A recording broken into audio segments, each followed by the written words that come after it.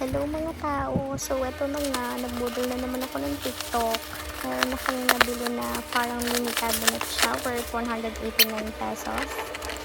Gustuhan ko siya kasi color white. Tapos clear. So, ayan siya, opaque. Ang kalat, diba?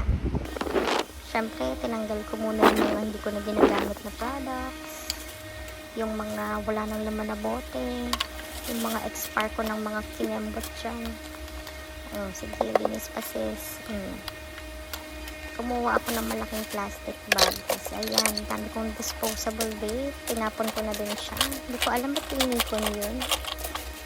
Guys.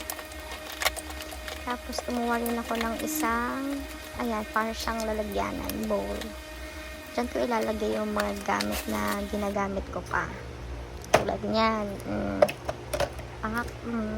Sige pa. O, diba? Ayan.